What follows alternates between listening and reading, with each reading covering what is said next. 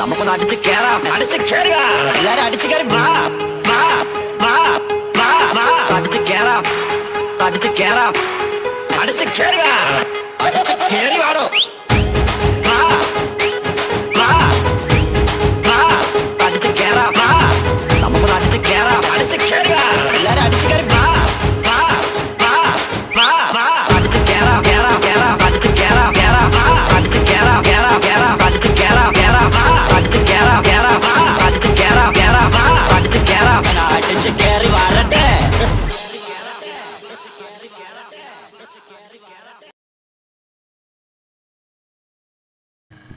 Grand theft auto series തുടങ്ങുന്നത് വളരെ simple ആയിട്ട് കഥകളും മെക്കാനിക്സും ഉള്ള ഒരു ഗെയിം ആയിട്ടാണ്. എന്നാൽ പിന്നീട് കുറച്ച് കോംപ്ലിക്കേറ്റഡ് ആയിട്ടുള്ള സ്റ്റോറി ഉണ്ടായിരുന്നിട്ട് പോലും വളരെ സിമ്പിൾ ആയിട്ട് പ്രസന്റ് ചെയ്യാൻ ഇവർക്ക് കഴിഞ്ഞിട്ടുണ്ട്. പ്രത്യേകിച്ചും സാൻ ആൻഡ്രിയാസ് എന്ന ഗെയിം ആദ്യത്തെ പ്ലേ ത്രൂ പോലെ അല്ല രണ്ടാമത്തെ പ്ലേ ത്രൂവിൽ എനിക്ക് അനുഭവപ്പെട്ടത്. ഡയലോഗിലും വീഡിയോയിലും കൂടുതൽ ശ്രദ്ധ കൊടുക്കുകയാണെങ്കിൽ ആദ്യത്തെ തവണ നമ്മൾക്ക് മനസ്സിലായ വളരെ സിമ്പിൾ ആയിട്ടുള്ള ഒരു ഗെയിമിനപ്പുറം, വളരെ സിമ്പിൾ ആയിട്ടുള്ള ഒരു കഥയ്ക്കപ്പുറം ഇതിലുണ്ട് എന്ന് മനസ്സിലാക്കാൻ സാധിക്കും. കാൾ ജോൺസൺ എന്ന സിജെയുടെ അമ്മയെ കൊന്നത് ബിഗ് സ്മോക്ക് ആണ് എന്ന് നിങ്ങൾ വിശ്വസിക്കുന്നുണ്ടെങ്കിൽ ഈ വീഡിയോ നിങ്ങൾക്കുള്ളതാണ്. കാരണം അങ്ങനെ അല്ല.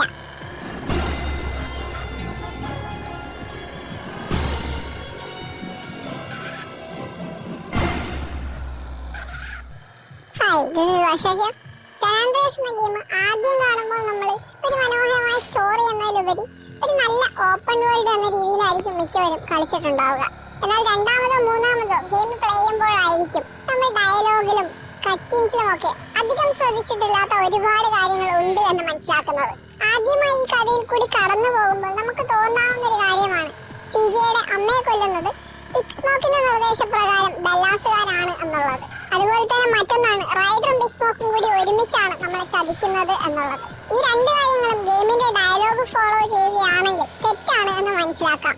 ഇതുപോലെ ആദ്യ അവസാനം ഗെയിമിലുള്ള ഒരു ക്യാരക്ടറാണ് ടെൻപെന്നി. ഇദ്ദേഹത്തിന്റെ റോൾ എന്താണെന്ന് പലർക്കും വ്യക്തമായി മനസ്സിലായിട്ടുണ്ടാവില്ല.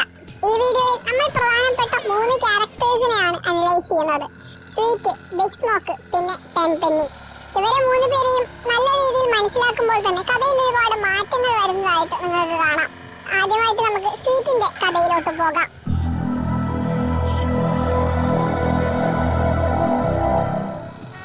ഗെയിമിൽ ഒരു പക്ഷേ പലർക്കും ഇഷ്ടപ്പെടാത്ത ഒരു ക്യാരക്ടർ ആയിരിക്കും സ്വീറ്റ്. ഇയാൾ ചിരിച്ചുകൊണ്ടോ സന്തോഷത്തോടെയോ ആരോടും പെരുമാറുന്നത് നമ്മൾ കണ്ടിട്ടുണ്ടാവില്ല. സന്തോഷിക്കേണ്ട അവസരങ്ങളിൽ പോലും നെഗറ്റീവായിട്ടാണ് പലപ്പോഴും സ്വീറ്റ് പെരുമാറുന്നത് നമ്മൾ കാണുന്നത്. എന്നാൽ സ്വീറ്റിന്റെ കഥ എന്താണ്? സ്വീറ്റ് ആരാണ്? കാൾ ജോൺസൺ എന്ന നമ്മുടെ കഥാപാത്രത്തിന് 2 സഹോദരന്മാരും ഒരു സഹോദരിയുമാണുള്ളത്. സ്വീറ്റ്, ബ്രയാൻ, പിന്നെ കെൻഡി എന്ന സഹോദരി. ഒരിക്കലെന്തോ ഗ്യാങ് റിലേറ്റഡ് ആയിട്ടുള്ള സംഘർഷത്തിൽ ബ്രയാൻ കൊല്ലപ്പെടുന്നു. അങ്ങനെ കുടുംബത്തിന് ഒരു നഷ്ടം വരുമ്പോൾ വിഷമിക്കേണ്ട ഒരു അവസരമായിരുന്നിട്ട് പോലും വിഷമമായിട്ട് പുറത്ത് പ്രകടിപ്പിക്കാതെ സ്വീറ്റ് ചെയ്തത് കാൾ ജോൺസന്റെ കയ്യിലിരിപ്പ് കൊണ്ടാണ് ഇത്തരത്തിലൊരു അപകടം കുടുംബത്തിന് വന്നു ചേർന്നത് എന്ന് ആരോപിച്ചുകൊണ്ടായിരുന്നു. ഇത്തരത്തിലുള്ള സ്വീറ്റിന്റെ പഴിചാരൽ ഒരു ബുദ്ധിമുട്ടായി തോന്നിയപ്പോഴാണ് കാൾ ജോൺസൺ ലിബർട്ടി സിറ്റിയിലോട്ട് നാട് വിട്ടു പോകുന്നത്. എന്നാൽ ചെയ്തത് തെറ്റായി പോയി എന്ന് സ്വീറ്റിന് ഒരിക്കലും തോന്നുന്നുമില്ല. ശരിക്കും പറഞ്ഞാൽ നമ്മുടെ ചുറ്റുമൊക്കെ കണ്ടിട്ടുള്ള ചില ആളുകളെ പോലെ ഒരു സ്ഥലത്ത് തന്നെ ജനിക്കുകയും അവിടെ തന്നെ താമസിക്കുകയും എത്ര ബുദ്ധിമുട്ടുണ്ടെങ്കിലും അവിടെ തന്നെ ജീവിതം തീർക്കുകയും ചെയ്യുന്ന കുറച്ച് ആളുകളെ പോലെയാണ് സ്വീറ്റ്. ഒരു പഴഞ്ചൻ ചിന്താഗതി എന്ന് വേണമെങ്കിൽ വിളിക്കാം. എപ്പോഴും ഗ്രൂ സ്ട്രീറ്റും ഹുഡും എന്നതിന്റെ അപ്പുറത്തേക്ക് ഒരു ലക്ഷ്യം അയാൾക്കില്ല. ഗ്രൂ സ്ട്രീറ്റ് ആണ് കുടുംബമെന്നും തറവാടെന്നും വിശ്വസിച്ച് ജീവിക്കുന്ന അയാൾക്ക് പുറത്തോട്ട് പോകാൻ തോന്നുന്നില്ല എന്ന് മാത്രമല്ല പുറത്തുള്ളവരെ അക്സെപ്റ്റ് ചെയ്യാനും കുറച്ച് ബുദ്ധിമുട്ടാണ്. സഹോദരിയായ കെൻഡി തനിക്ക് ഇഷ്ടപ്പെട്ട സീസറിന്റെ കൂടെ പോവുകയാണ് എന്ന് പറയുമ്പോൾ അയാളുടെ പേര് മോശമാണ് എന്നുള്ള മുടന്ത ന്യായം പറഞ്ഞാണ് അത് മുടക്കാൻ സ്വീറ്റ് ശ്രമിക്കുന്നത്. ഇതിൽ നിന്ന് തന്നെ ഒരു കാര്യം വ്യക്തമാണ്: സ്വീറ്റിന് അനിയത്തി പുറത്തോട്ട് പോകുന്നതിൽ ഒട്ടും താല്പര്യമില്ല. ഫുഡ് സ്ട്രോങ് ആയിട്ടും സന്തോഷമായിട്ടിരിക്കണമെന്നുമാണ് അയാൾ ആഗ്രഹിക്കുന്നത്. എന്നാൽ ഇതേ ഗ്യാങ്ങിൽ കൂടെ വരുന്ന മറ്റൊരാളായ ബിഗ് സ്മോക്കിന് ആഗ്രഹങ്ങൾ വലുതാണ്.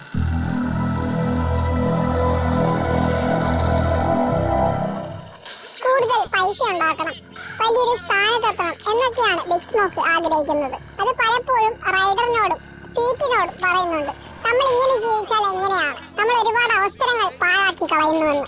ഈ കട്സീനുകളൊക്കെ ആദ്യം കാണുമ്പോൾ നമുക്ക് തോന്നുക എന്തിനെയൊക്കെയോ കുറിച്ച് സംസാരിക്കുന്നതായിട്ടാണ്. എന്നാൽ ഇവിടെ കോമൺ ആയിട്ടൊരു ഫാക്ടർ ഉണ്ട്: മയക്കുമരുന്ന്, ഹെറോയിൻ, കെമിക്കലി ഉൽപ്പാദിപ്പിക്കുന്ന ലഹരി പദാർത്ഥങ്ങൾ. സാൻ ആൻഡ്രിയാസിന്റെ കഥ നടക്കുന്നത് 1980s ശേഷമുള്ള അമേരിക്കയിലാണ് എന്ന് നമുക്കറിയാം. 1980s ശേഷമാണ് അമേരിക്കയിൽ ഡ്രഗ് വ്യാപകമാവുന്നത്. അതുവരെ പലരും ഉപയോഗിച്ചുകൊണ്ടിരുന്ന ചെടികളിൽ നിന്ന് കിട്ടുന്ന ലഹരി പദാർത്ഥങ്ങളെക്കാൾ പവർ കൂടിയവയായിരുന്നു ഇത്തരത്തിൽ അമേരിക്കയിലോട്ട് ഇമ്പോർട്ട് ചെയ്യപ്പെടുന്ന ലഹരി പദാർത്ഥങ്ങൾ. അഡിക്റ്റ് ആവാനും ഓവർഡോസ് ആവാനും എളുപ്പമായിരുന്നു ഇവ. അതുകൊണ്ട് തന്നെ വിറ്റഴിക്കാനും എല്ലാവർക്കും എളുപ്പമായിരുന്നു. സാൻ ആൻഡ്രിയാസിൽ നമ്മളെ എതിർ ഗ്യാങ്ങായ തൊട്ടടുത്ത് തന്നെ കിടക്കുന്ന ബെല്ലാസ് എന്ന് പറയുന്ന ഗ്യാങ്ങിന്റെ പ്രധാന വരുമാന മാർഗവും മയക്കുമരുന്നായിരുന്നു. സാധാരണ ചെടികളിൽ നിന്നൊക്കെ കിട്ടുന്ന ലഹരി പദാർത്ഥങ്ങളെക്കാൾ വേഗത്തിൽ മനുഷ്യന്റെ ബോധം നശിപ്പിക്കും എന്നുള്ളത് കൊണ്ട് തന്നെ ഇവ പലരെയും അടിമകളാക്കാനും അവരെ ഒന്നിനും കഴിവില്ലാത്ത ആളുകളാക്കിയും മാറ്റി തുടങ്ങി. ഇതേ സമയം ഇത് വിൽക്കുന്ന കുറച്ചാളുകൾ പൈസക്കാരാകാനും തുടങ്ങി. ഇവിടെയാണ് നമ്മുടെ ബിഗ് സ്മോക്ക് വലിയൊരു അവസരം കാണുന്നത്. ബിഗ് സ്മോക്കും സ്വീറ്റും നേതാക്കന്മാരായിരുന്ന ഗ്രൂ സ്ട്രീറ്റ് ഗ്യാങ് വലിയൊരു ഏരിയ ഭരിച്ചിരുന്നു. ആ ഏരിയയിൽ മയക്കുമരുന്ന് കച്ചവടം നടത്തിയാൽ ഒരുപാട് പൈസ ഉണ്ടാക്കാമെന്ന് ബിഗ് സ്മോക്കിന് അറിയാം. അതിനുവേണ്ടി പലപ്പോഴായി പല രീതിയിൽ അവൻ സ്വീറ്റിനോട് അനുവാദം ചോദിക്കുന്നു. എന്നാൽ റൈഡർ പലപ്പോഴും അത് ശരിയാണല്ലോ എന്ന് ആശ്ചര്യപ്പെടുമ്പോൾ സ്വീറ്റ് യാതൊരു രീതിയിലും സമ്മതിക്കുന്നില്ല. നമുക്ക് ഫുഡുണ്ട്, ഫാമിലി ഉണ്ട്, ആവശ്യത്തിന് പൈസയുണ്ട്, ഈ എന്തിനാണ് അതിന്റെ ഒരു ആവശ്യം എന്ന് സ്വീറ്റ് ബിഗ് സ്മോക്കിനോട് തിരിച്ചും ചോദിക്കുന്നു. തന്റെ നാട്ടിൽ അല്ലെങ്കിൽ തന്റെ ഗ്രൂ സ്ട്രീറ്റ് ഫാമിലി ഭരിക്കുന്ന ഹുഡിൽ മയക്കുമരുന്ന് വ്യാപകമായി തുടങ്ങിയാൽ പഴയ പോലെ ആയിരിക്കില്ല സ്ഥിതിഗതികൾ എന്ന് സ്വീറ്റിന് നന്നായിട്ട് അറിയാമായിരുന്നു. അതുകൊണ്ട് തന്നെയാണ് അയാൾ ഇതിന് സമ്മതിക്കാതെ ഇരിക്കുന്നത്.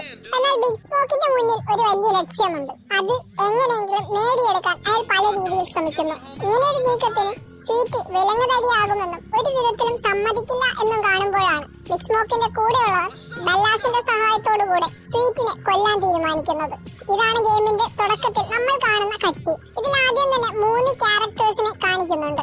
അവർ പറയുന്നത് എന്താണെന്ന് നോക്കിയാൽ അത് സ്വീറ്റിനെ കൊല്ലുന്നതിനെ പറ്റി തന്നെയാണ്. ഒരാൾ പറയുന്നു ഇവിടെ പലതും സംഭവിച്ചിട്ടുണ്ട്, എന്നാൽ ഇന്ന് സംഭവിക്കാൻ പോകുന്നത് എല്ലാം മാറ്റി എഴുതുമെന്ന്. ഇതിന് മറുപടിയായി മറ്റാൾ പറയുന്നത് ഗ്രൂ സ്ട്രീറ്റിലെ ഒരു ഓജിയാണ് നമ്മൾ കൊല്ലാൻ പോകുന്നത്, ഇതിനി വല്ല ചതിയും ആയിരിക്കുമോ എന്ന്. ഓജി എന്ന വാക്കിന്റെ അർത്ഥം ഒറിജിനൽ ഗാങ്സ്റ്റർ എന്നാണ്. അവിടെ അർത്ഥമാക്കുന്നത് ഒരു നേതാവ് എന്നാണ്. ആ ഏരിയയിൽ താമസിക്കുന്ന ഒറിജിനൽ ഗാങ്സ്റ്റർ എന്ന് വിശേഷിപ്പിക്കപ്പെടാവുന്ന 2 വ്യക്തികൾ ബിഗ് സ്മോക്കും സ്വീറ്റുമാണ്. കൊല്ലപ്പെടാൻ പോകുന്നത് ബിഗ് സ്മോക്ക് അല്ല എന്ന് നമുക്കറിയാം. അങ്ങനെയാണെങ്കിൽ സ്വീറ്റിനെ തേടി തന്നെയാണ് അവർ വരുന്നത്. ആർക്കും സംശയം ഉണ്ടാവാതിരിക്കാൻ ഗ്രൂ സ്ട്രീറ്റിന് തന്നെ നിറമായ ഒരു പച്ച സാബ്രയിൽ വരുന്ന ഇവർ വെടിയുതിർക്കുമ്പോൾ അവിടെ സ്വീറ്റ് ഇല്ലായിരുന്നു. അവരുടെ മുന്നിൽ നിർഭാഗ്യവശാൽ പെട്ടുപോയത് സിജയുടെയും സ്വീറ്റിന്റെയും അമ്മയാണ്. അങ്ങനെ അമ്മയുടെ മരണം വിളിച്ചറിയിക്കാനാണ് സ്വീറ്റ് കാൾ ജോൺസനെ വിളിക്കുന്നത്. അപ്പോൾ കാൾ ജോൺസന്റെ റെസ്പോൺസ് അല്ലെങ്കിൽ മറുപടി വളരെ റൂഡായിട്ടായിരുന്നു. എന്താണ് എന്നല്ല, എന്ത് വേണം നിനക്ക് എന്നാണ് ചോദിക്കുന്നത്. അങ്ങനെ കാൾ ജോൺസൺ അമ്മയുടെ മരണച്ചടങ്ങിൽ പങ്കെടുക്കാൻ വേണ്ടി സാൻ ആൻഡ്രിയാസിലോട്ട് വരുന്നു. എന്നാൽ ഇവിടെ ബിഗ് സ്മോക്കും അയാളുടെ കൂടെയുള്ളവരും പ്രതീക്ഷിക്കാത്ത ഒരു കാര്യം നടന്നു. കാൾ ജോൺസൺ പോകുന്നതിന് പകരം ഇനി ഇവിടെ തന്നെ ഉണ്ടാകും എന്ന് പറയുന്നു. അതിന് റൈഡറോ സ്വീറ്റോ ഒന്നും മറുപടി പറയുന്നില്ല. ബിഗ് സ്മോക്ക് തന്നെ അതിനൊരു മറുപടി കൊടുക്കുന്നുണ്ട്. ഇനി എന്റെ ആവശ്യം കൂടിയേ ഇവിടെ ഉണ്ടായിരുന്നുള്ളൂ എന്ന്. അതുപോലെ തന്നെ പല മിഷനിലും കാൾ ജോൺസൺ കൂടെ പോകുമ്പോൾ ഒരുപാട് സോപ്പിടുന്ന രീതിയിൽ നല്ല രീതിയിലൊക്കെ കാൾ ജോൺസണോട് സ്മോക്ക് സംസാരിക്കുന്നുണ്ടെങ്കിലും മിഷൻ ഫെയിൽ ആയി കഴിഞ്ഞാലുള്ള ഡയലോഗ് വളരെ റൂഡായിട്ടായിരിക്കും. എന്തോ മനസ്സിൽ ദേഷ്യം വെച്ചുകൊണ്ട് സംസാരിക്കുന്ന പോലെ ആയിരിക്കും മിക്ക മിഷന്റെ എൻഡിലും ബിഗ് സ്മോക്ക് സംസാരിക്കുന്നത്. ആള് കാണുമ്പോൾ നല്ല രീതിയിൽ പെരുമാറുകയും ഒരു അവസരം വരുമ്പോൾ ദേഷ്യം പുറത്തെടുക്കുകയും ചെയ്യുന്ന ഒരു രീതി. ഇത് ബാക്കി ഏതൊരു ക്യാരക്ടറിൽ നിന്നും വ്യത്യസ്തമായിട്ടാണ് എനിക്ക് തോന്നിയത്. ഇതുപോലെ ആദ്യത്തെ മിഷനിൽ നമ്മൾ നോക്കിയാൽ ഫ്യൂണറൽ കഴിഞ്ഞ് ഇറങ്ങുന്നവർക്ക് നേരെ ആക്രമിക്കാൻ വരുന്ന ബെല്ലാസുകാരെ കാണാം. പക്ഷെ ഇവർ ശരിക്കും ആക്രമിക്കുന്നത് സ്വീറ്റിനെയും സിജയെയും മാത്രമാണ്. റൈഡറിനെയും ബിഗ് സ്മോക്കിനെയും അവർ യാതൊന്നും ചെയ്യാൻ ശ്രമിക്കുന്ന പോലുമില്ല. ഇവിടെ തന്നെ നോക്കിയാൽ നമുക്ക് വേറൊരു കാര്യവും മനസ്സിലാവും. റൈഡർ ആദ്യമേ സ്മോക്കിന്റെ കൂടെയുള്ള ഒരു വ്യക്തിയല്ല, പിന്നീടാണ് സ്മോക്കിന്റെ കൂടെ ചേരുന്നത്. അത് എപ്പോഴാണെന്ന് കൃത്യമായിട്ട് മനസ്സിലാകുന്നില്ലെങ്കിലും സിജ വന്നതിന് ശേഷം ഡ്രൈവ് ത്രൂവിൽ നടക്കുന്ന വെടിവെപ്പിന് ശേഷം തന്നെ ആകാനാണ് സാധ്യത. ആദ്യത്തെ ചില മിഷനിൽ ബിഗ് സ്മോക്ക് റൈഡറിന് ഓരോ കാര്യങ്ങൾ പറഞ്ഞു കൊടുക്കാൻ ശ്രമിക്കുന്നതായിട്ടും റൈഡർ തലയാട്ടി കേൾക്കുന്നതായിട്ടും കാണാൻ പറ്റും. പിന്നെ ഇവിടെ പലരും തമാശയായിട്ട് കണ്ട ഡ്രൈവ് ത്രൂ മിഷൻ ഉണ്ട്. ബിഗ് സ്മോക്ക് ഒരുപാട് കഴിക്കുന്നത് കൊണ്ടാണ് അത്രയും വലിയൊരു ഓർഡർ എടുക്കുന്നത് എന്നുള്ളത് പറഞ്ഞായിരിക്കും പലരും ഈ മിഷനെ ഓർക്കുന്നത്. ഈ മിഷൻ തുടങ്ങുന്നത് തന്നെ സ്വീറ്റും ബിഗ് സ്മോക്കും തമ്മിൽ ചെറിയൊരു രസമില്ലായ്മ വരുമ്പോഴാണ്. ഇത് ബിഗ് സ്മോക്ക് തമാശയായിട്ട് പറയുകയും ബിഗ് സ്മോക്ക് തന്നെ പോയി ഫുഡ് മേടിക്കാമെന്ന് പറഞ്ഞ് വണ്ടിയിൽ കയറുകയും ചെയ്യുന്നു. ഇവിടെ വണ്ടി മുന്നോട്ടെടുക്കുമ്പോൾ സീജ ചോദിക്കുന്നുണ്ട് അമ്മയ്ക്ക് എന്താണ് സംഭവിച്ചത്. ഇവിടെ റൈഡർ ആണ് മറുപടി പറയുന്നത് എന്നുള്ളത് നമ്മൾ നോട്ട് ചെയ്യേണ്ട ഒരു കാര്യമാണ്. റൈഡർ പറയുന്നുണ്ട് ഒരു ഗ്രീൻ വണ്ടി അങ്ങോട്ട് വരുന്നത് ആരോ കണ്ടുവെന്ന്. ഈ ഡയലോഗ് പറഞ്ഞു തീർക്കാൻ ബിഗ് സ്മോക്ക് സമ്മതിക്കുന്നില്ല. സ്മോക്ക് ഇടയ്ക്ക് കയറി പറയുന്നു ആളുകൾ അങ്ങനെ പലതും പറയും, അങ്ങനെയൊന്നും ആകാൻ സാധ്യത ഇല്ല എന്ന്. ഇവിടെ ഓരോ കാര്യം പറഞ്ഞ് ബിഗ് സ്മോക്ക് വഴി മാറ്റി വിടുന്നുണ്ട്. അതുപോലെ അവിടെ ചെന്നിട്ട് ഒരുപാട് നീട്ടി വലിച്ച ഓർഡർ പറയുന്ന അത്രയും അത്രയും ഫുഡ് കഴിക്കാനാണ് എന്ന് നമ്മൾ കരുതിയിട്ടുണ്ടാവും. പക്ഷെ ബെല്ലാസുകാരെ വെയിറ്റ് ചെയ്യാൻ വേണ്ടിയിട്ടാണ് അത്രയും വലിയൊരു ഓർഡർ നീട്ടി പറയുന്നതെന്ന് മനസ്സിലാക്കാൻ വലിയ ബുദ്ധിയൊന്നും വേണ്ട. ഈ മിഷനിലാണെങ്കിലും പിന്നീട് വരുന്ന ഒരു മിഷനിലാണെങ്കിലും ബിഗ് സ്മോക്ക് ബെല്ലാസുകാർക്കെതിരെ യാതൊന്നും തന്നെ ചെയ്യുന്നില്ല എന്നുള്ളതും ശ്രദ്ധിക്കേണ്ട കാര്യമാണ്. അതുപോലെ തന്നെ 2-3 മിഷൻ കഴിയുമ്പോൾ ബിഗ് സ്മോക്ക് ലൊക്കേഷൻ മാറുന്നുണ്ട്. പുതിയൊരു വീട് എനിക്ക് ലാൻഡ് തന്നു എന്ന് പറഞ്ഞ് വേറൊരു സ്ഥലത്തോട്ട് മാറുന്നു. ആ സ്ഥലം ശരിക്കും പറഞ്ഞാൽ ബെല്ലാസുകാരുടെ നിയന്ത്രണത്തിലുള്ള ഒരു സ്ഥലമാണ്. നമ്മൾ പലപ്പോഴും ഇത് ശ്രദ്ധിച്ചിട്ടുണ്ടാവില്ല ആദ്യത്തെ തവണ കളിക്കുമ്പോൾ.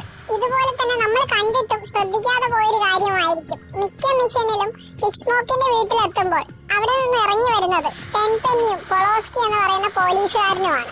ഇവർക്ക് എന്താണ് ബിഗ് സ്മോക്കിന്റെ വീട്ടിൽ കാര്യമെന്ന് നമ്മൾ ചോദിച്ചിട്ടും ഉണ്ടാവും. അപ്പോഴെല്ലാം സ്മോക്ക് എന്തെങ്കിലും ന്യായം പറഞ്ഞ് ആ വിഷയത്തിൽ നിന്ന് മാറ്റുന്നുണ്ട്. ഇത് ഗെയിമിലെ ചെറിയൊരു കാര്യമായിട്ട് കണ്ട് നമ്മൾ കളഞ്ഞിട്ടുള്ളതായിരിക്കും. എന്നാൽ ടെൻപെന്നിക്ക് ഈ കഥയിലുള്ള റോള് നമ്മൾ വിചാരിക്കുന്നതിലും കൂടുതലാണ്.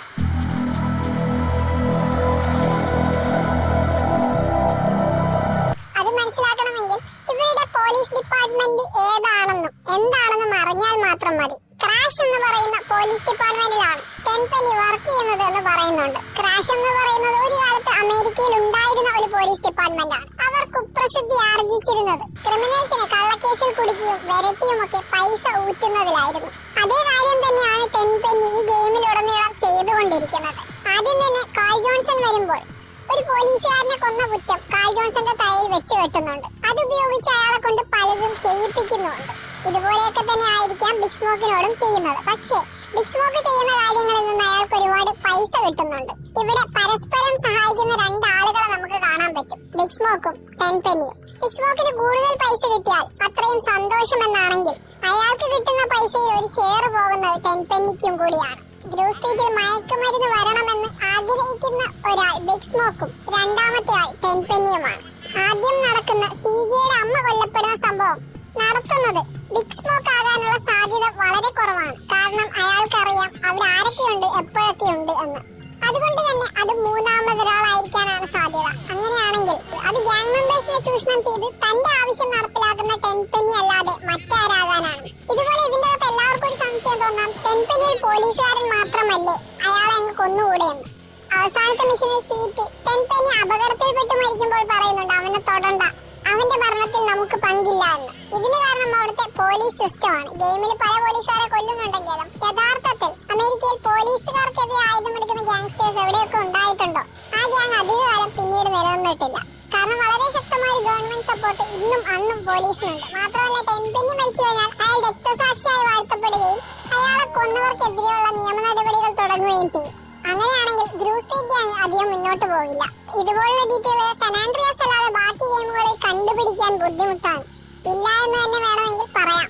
ഇതുപോലെ സാൻ ആൻഡ്രിയാസിൽ ബാക്കിയുള്ളവർ ശ്രദ്ധിച്ചിട്ടില്ല എന്ന് തോന്നിയ, അല്ലെങ്കിൽ നിങ്ങൾ ശ്രദ്ധിച്ചിട്ടില്ല എന്ന് തോന്നിയ, പിന്നീട് നിങ്ങൾ കണ്ടു കഴിഞ്ഞ ഡീറ്റെയിൽസ് എന്തൊക്കെയാണ്?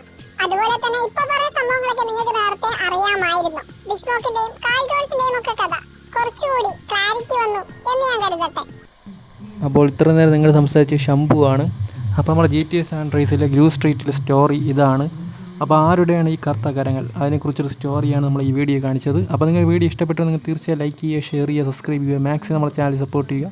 1K സബ്സ്ക്രൈബ് അടിക്കാനുള്ള. അപ്പോൾ മാക്സിമം നിങ്ങൾ ഷെയർ ചെയ്യുക, സബ്സ്ക്രൈബ് ചെയ്യുക. അപ്പോൾ അടുത്തൊരു വീഡിയോ കണ്ടുപിടുന്നവരെ എല്ലാവർക്കും ബൈ ബൈ.